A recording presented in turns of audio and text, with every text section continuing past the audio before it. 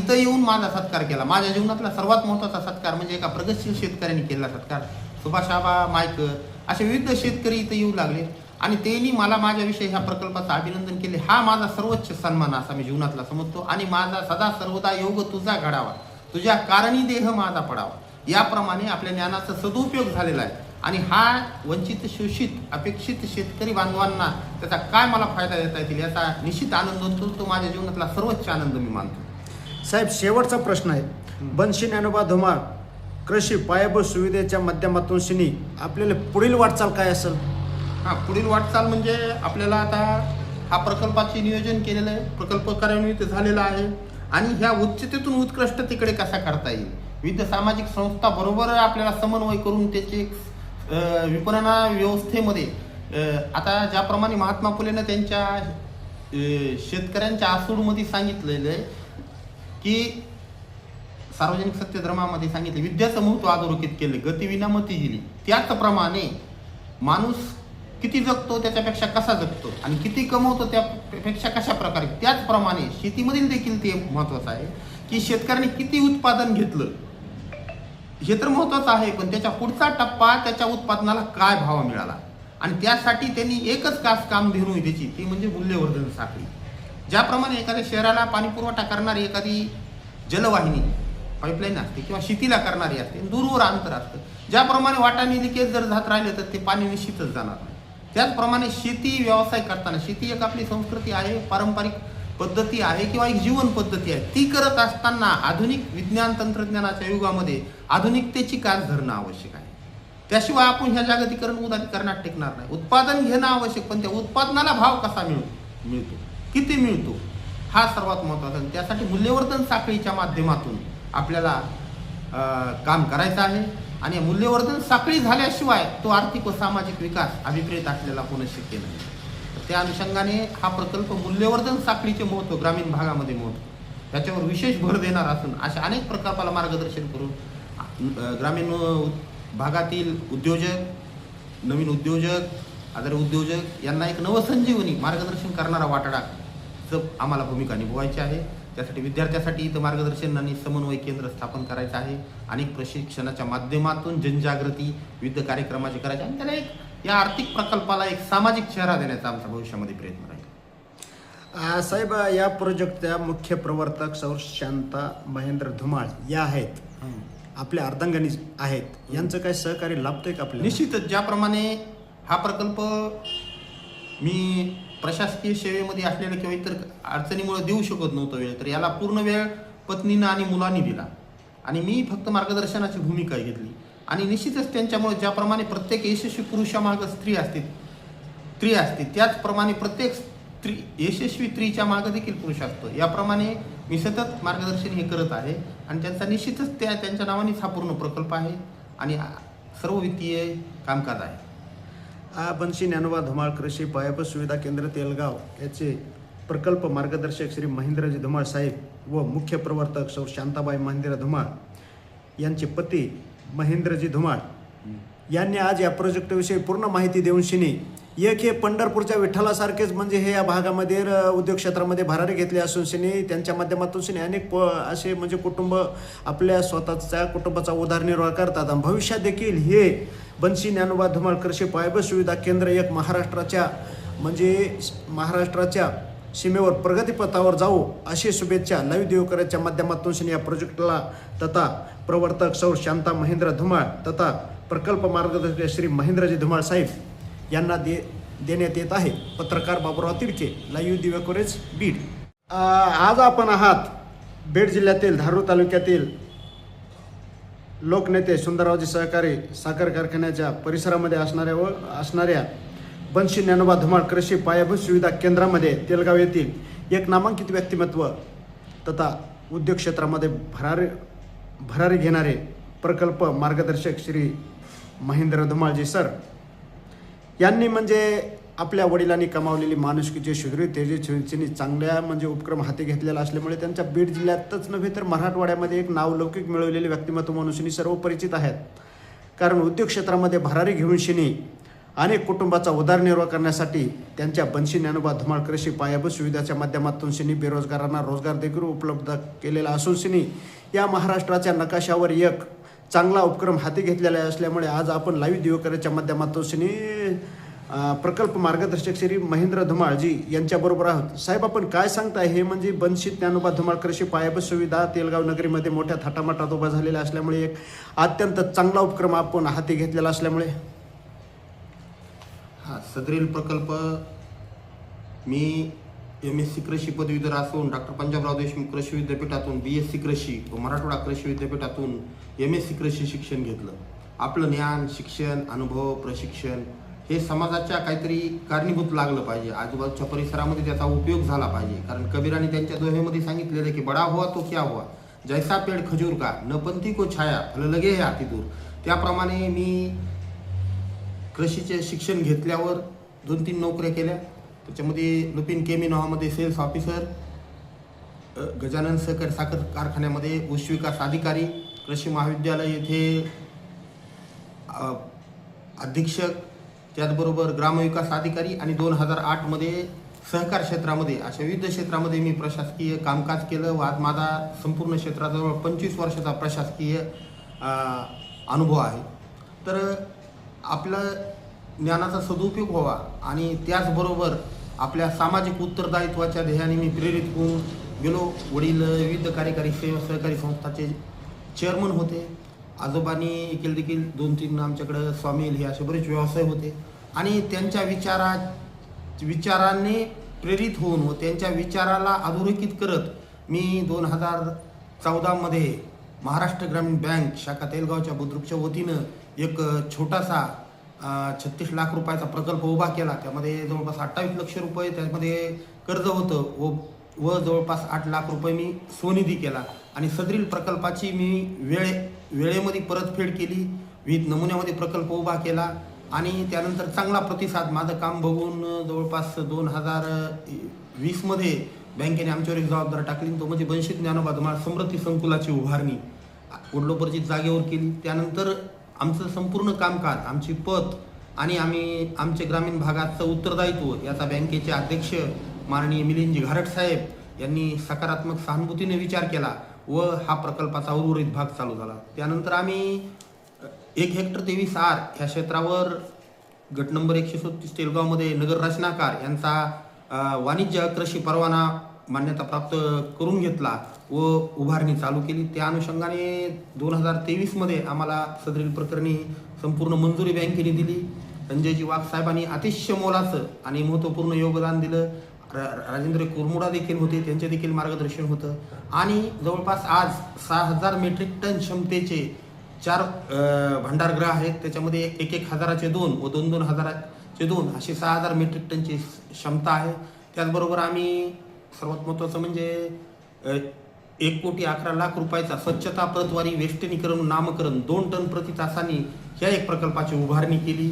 त्याचबरोबर 60 टनी वजन काटा आणि शेतकऱ्यासाठी 6000 मेट्रिक टनचे साठवण क्षमता, त्यावर विविध राष्ट्रीयकृत ग्रामीण व सहकारी बँकेचे तात्काळ कर्ज तारण आदी विविध सुविधाचा एकाच ठिकाणी आम्ही एकाच छताखाली चालू केलं आहे. यामध्ये सर्वात महत्त्वाचं म्हणजे 2,35,00,000 रुपये वकारगृहाला मागलच्या मंजूर झालेले होते. त्याच्यामध्ये 1,76,00,000 कर्ज होतं, 58 लाख रुपये जवळपास स्वनिधी होता. त्याचबरोबर 1,11,00,000च्या प्रकल्पात स्वच्छता प्रतवारी वेष्टनीकरणाला होती. त्यापैकी जवळपास 83 लाखाचं कर्ज व 27 लाखाचा जवळपास स्वनिधी होता. दोन्ही योजना ॲग्रिकल्चर मार्केटिंग इन्फ्रास्ट्रक्चर व कृषी पायाभूत सुविधा योजना ॲग्रिकल्चर इन्फ्रास्ट्रक्चर फंड व कृषी विपणन संस्था या माध्यमातून घेण्यात आल्या आणि आज रोजी जवळपास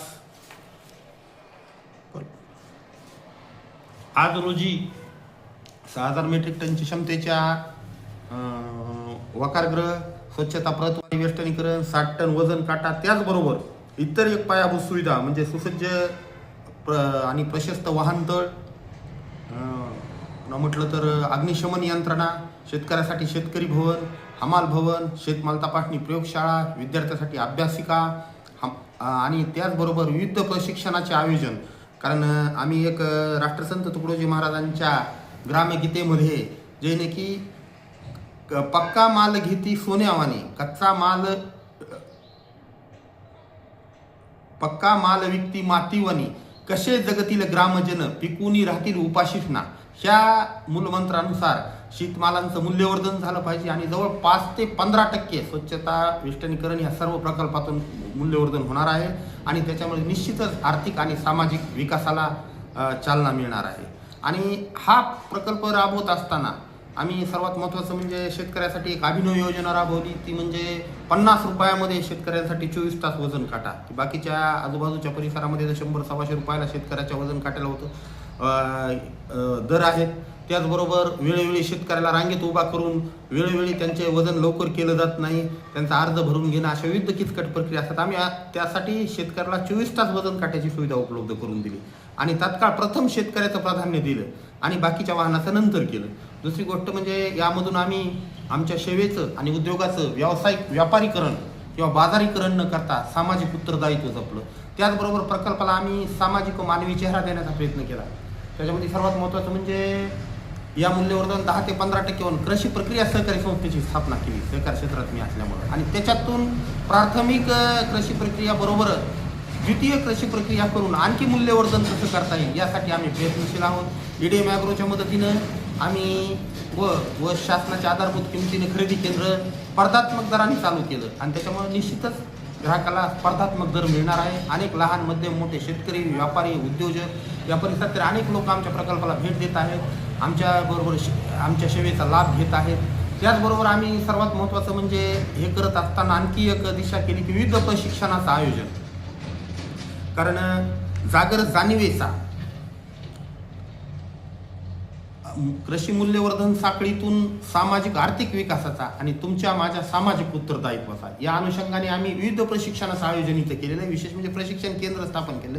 थोड्याच दिवसात ऑनलाईन प्रशिक्षण केंद्राचं आम्ही माननीय आमचे सहकार विभागाचे राजेश सुरेश साहेबांनी मी त्यांना विनंती केली आहे की आम्हाला प्रशिक्षण केंद्राला तुम्ही एकदा या आणि त्यांच्या आल्यावर आम्ही ऑनलाईन प्रशिक्षण केंद्राचं आयोजन करणार आहोत. तर हे करत असताना केंद्र शासनाच्या अन्न नागरी पुरवठा व ग्राहक संरक्षण मंत्रालयाअंतर्गत वकारगृह नियामक विकास प्राधिकरण ते इलेक्ट्रॉनिक निगोशिएबल वेअरहाऊस रिसिप्ट यांचं जागरूकता कार्यक्रमाचं आम्ही नॅशनल इलेक्ट्रॉनिक रिपॉझिटरीच्या माध्यमातून आयोजन केलं व तो यशस्वी केलं. तसेच केंद्र शासनाच्या सहकार मंत्रालयाच्या राष्ट्रीय सहकार प्रशिक्षण परिषद नॅशनल काउन्सिल फॉर कोऑपरेटिव्ह ट्रेनिंगच्या अंतर्गत असणाऱ्या धनंजयराव गाडगीळ सहकार व्यवस्थापन संस्था नागपूर यांच्या मदतीनं नवीन वखार कायदा 2007चं जागृती कार्यक्रम आम्ही आयोजन केलं जवळपास 100 शेतकऱ्यांनी. त्यानंतर आम्ही दुसरं महत्त्वाचं म्हणजे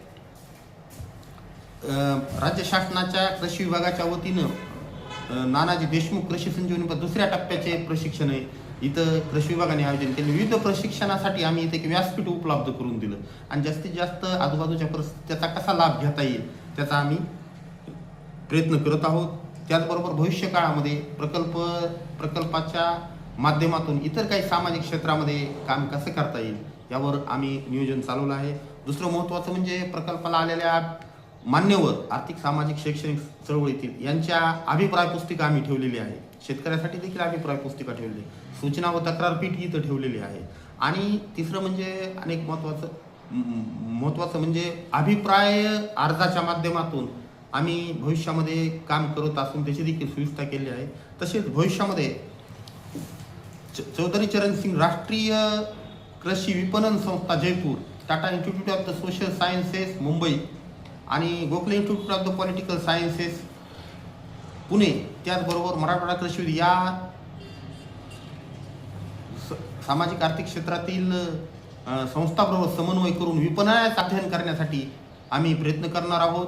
त्यासाठी मराठवाडा कृषी विद्यापीठाचे MB पाटील आम्हाला खूप मोठं एक मोलाचं मार्गदर्शन करत आहेत आणि विविध मान्यवरांच्या अभिप्राय पुस्तिकाच्या माध्यमातून विधायक सूचनेच्या माध्यमातून आमच्या त्रुटीचं अनुषंगन करून प्रकल्प उच्चतेतून उत्कृष्टतेकडे व कृषी मूल्यवर्धनातून आर्थिक व सामाजिक विकासाकडे हा आम्ही मार्गक्रमण करत आहोत. त्याचबरोबर आम्ही आणखी उपक्रम म्हणजे विविध मान्यवरांचे भूमिपुत्रांचे सत्कार आणि हा प्रकल्प विविध प्रकल्पासाठी आम्ही सल्ला व मार्गदर्शन सामाजिक उत्तरदायी प्रयत्न विनामूल्य करत आहोत. अनेक प्रकल्प आम्ही राबविण्यासाठी बदलापूरचे रामदेव वेअर हाऊस, पुन्हा म्हटलं तर मानवतचे रोहन वेअर हाऊस, अशा अनेक प्रकल्पाला आम्ही सल्ला व मार्गदर्शन करत आहोत. परिसरातील नवउद्योजक, सुशिक्षित बेरोजगार यासाठी दीपस्तंभाप्रमाणे भविष्यामध्ये आमचा काम करण्याचा मानस आहे आणि त्यामधील या उद्योगीकरणामधला एक घटक म्हणजे एक यशस्वी वाटाड्या म्हणून आमची वाटचाल चालू आहे. साहेब, बनशी ज्ञानोबा धुमाळ कृषी पायाभूत सुविधा उपलब्ध करण्यामध्ये धारूर तालुक्यामध्येच का बरं आपण म्हणजे हे सुविधा उपलब्ध करण्याचं केंद्र उभा केले? त्याच्या म्हणजे मी शिक्षण घेतल्यावर वडिलाची विकास संस्थेचे असताना केलेलं त्यांनी अतिशय उत्कृष्ट स्वस्त धान्य दुकानामधून दुष्काळामध्ये केलेलं कामकाज आणि वडील आजोबाचा वारसा, वडिलोपरची तिथं जागा होती राष्ट्रीय महामार्गालगत आमची. भविष्यामध्ये बी बाजूलाच बीड परळी बीड अहमदनगर लोहमार्ग आहे आणि वडिलोपरची जागा आणि आर्थिक अडचणीच्या अनुषंगाने आम्ही ह्या जागेची निवड केली. त्याच्यामुळे आणि आपल्या ज्ञानाचा, शिक्षणाचा अनुभव, प्रशिक्षण कौशल्याचा परिसरातला अगोदर वापर झाला पाहिजे, नंतर पुन्हा बाहेरचं करता येईल.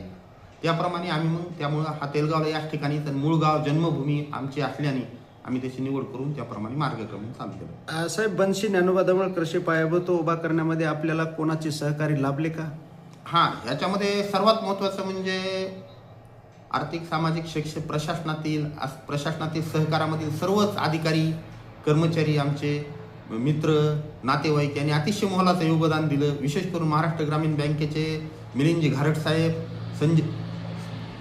अध्यक्ष, त्याचबरोबर संजयजी वाघ साहेब, chief general manager Sudhakarrao Joshi, राजेंद्रजी कुरमुरा, आबासाहेबजी मुळे पाटील, नाबार्डचे सुनीलजी नवसारे, जिल्हा विकास प्रबंधक परभणी, त्याचबरोबर ND पवार साहेब, जिल्हा विकास प्रबंधक बीड, TL मरकड साहेब, जिल्हा विकास प्रबंधक नाबार्ड बीड.